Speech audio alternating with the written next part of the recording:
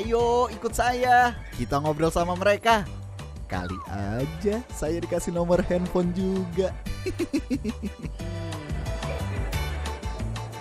Ternyata yang tadi kita lihat yang lagi pada latihan ini nih, tuh. Cewek-cewek berbaju ungu itu adalah komunitas berkuda UI. Wah, asik ya. Nah, sekarang di samping saya udah barengan sama Nadila. Nadila ini adalah ketua komunitas berkuda UI ya? Ketua UKM berkuda yang di tahun 2015 ini. Emang apa sih yang seru dari kuda? Aduh, seru banget, sulit dijelasin nih gimana ya. Jadi mereka tuh punya karakter. Kita tuh bekerja sama sesuatu yang berkarakter. Jadi tuh di situ Tapi serunya. selain itu dari berkuda ada lagi nggak sih yang bisa kamu tarik kesimpulannya? Misalkan ternyata berkuda itu punya manfaat positif apa gitu dalam kehidupan sehari-hari?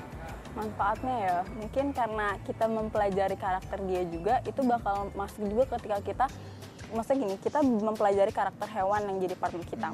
Akhirnya ketika kita berinteraksi sama orang, maka sih kita nggak mempelajari karakter orang itu dulu.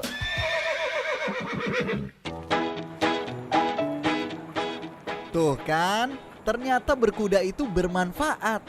Nah, kalau menurut kamu, manfaat berkuda itu apa ya? Olahraga berkuda, manfaatnya apa? Buat kesehatan mungkin, buat refreshing. Kayaknya sih lebih ke memacu adrenalin aja sih. Berkuda kalau menurut saya sih kayaknya bikin seneng kali ya. Berkuda juga masuk ke sunnah Nabi sih gitu. Apa ya, memacu adrenalin, terapi jantung kali ya. Daripada bingung, bimbang, dan ragu, nih saya kasih tahu manfaat berkuda yang sesungguhnya. Berkuda dapat meningkatkan fungsi motorik, memperbaiki postur tubuh, juga menjaga kesehatan pinggang. Selain itu, berkuda juga baik untuk penderita penyakit jantung. Karena dapat memaksimalkan sistem peredaran darah, pernafasan, dan sistem saraf.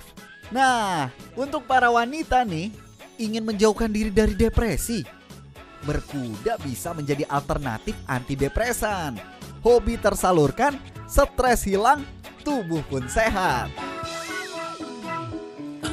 Ada yang menarik dari manfaat berkuda nih untuk saya. Ternyata ya, berkuda itu bisa menjadi sarana terapi untuk penderita cacat fisik dan juga anak-anak yang berkebutuhan khusus.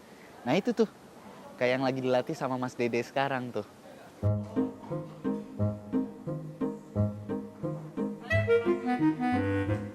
Terapi berkuda atau therapeutic riding mulai dikembangkan sejak abad 17 dan pusat terapi berkuda pertama kali dibentuk di Amerika Serikat pada tahun 1960. Melayani penderita stroke, polio, juga anak berkebutuhan khusus. Nah, di Indonesia juga sudah tersedia lokasi therapeutic riding. Salah satunya di Anantia Riding Club.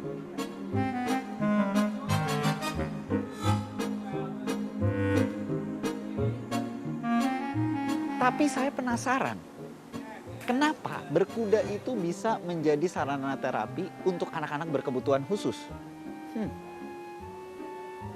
Kenapa mikir di sini ya? Sini. Ya udah gini aja deh. Kita tanya sama yang ahlinya gimana? Mau?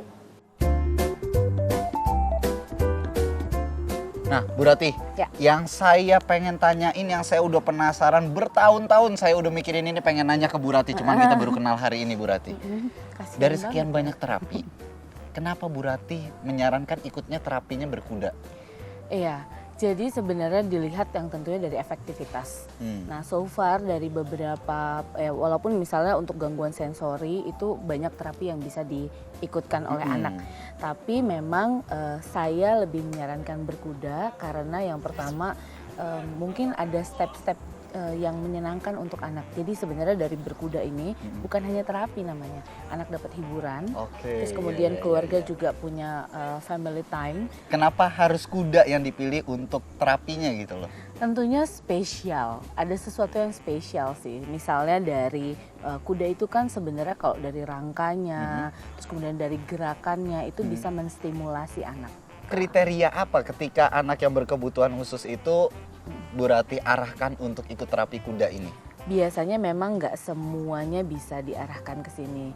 Kadang-kadang saya melihatnya misalnya yang pertama nih jenis gangguannya. jenis Oke. permasalahannya. Bisa dari sebenarnya kuda ini bukan cuma untuk anak-anak yang bermasalah secara sensori, tapi secara fisik juga bisa. Jadi misalnya yang tadi postur tubuhnya nggak oke, itu bisa diarahkan ke sini.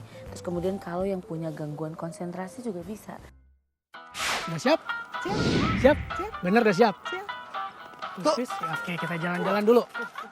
Nah, supaya lebih jelas lagi, gimana sih therapeutic riding itu? Yuk, kita latihan bersama Mas Dede.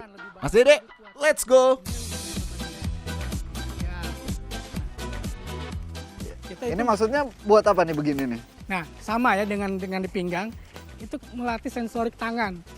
Oke. Ya, dari si tangan ini dia mampu nggak untuk mengangkat tangan ini. Terkadang si anak spesial ini tuh malas untuk mengangkat tangan atau bahkan untuk memegang sekalipun. Oke, saya jalan-jalan dulu ya. Doain, jalan, Queen. Selain melatih keseimbangan, konsentrasi dan sensorik, terapi berkuda ini juga dapat melatih komunikasi anak. Karena saat berkuda, anak harus mampu berkomunikasi dengan pelatih dan tentunya dengan kuda. Ya, Mas, ini kira-kira sampai kapan saya posisi begini, Mas?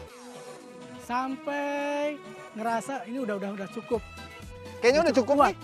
1 sampai 10 dulu hitung. 1, 2, 3, Ya, 4, semangat banget nih. 5. Metode latihan terapi ini cukup unik. Tuh, lihat. Posenya macam-macam ya. Bahkan saya harus duduk seperti ini nih. Eits, tapi tenang. Ini semua aman dan bermanfaat karena di bawah pengawasan ahlinya. Kenapa harus posisi duduk dan miring dan ngebelakangin? Itu fungsinya untuk melatih otot-otot yang kaku, Oke. segala macam. Sekarang kita ngapain lagi? Nah, udah siap? Udah? Atau perkubutan dulu? Nah, yang nggak boleh ketinggalan nih, yang paling seru, yaitu latihan berkuda up and down. Up and down. Ayo ikutin saya, up and down. Up and down. Das, gitu aja.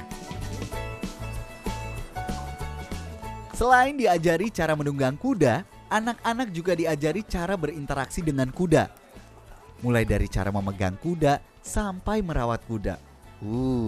Menyenangkan ya.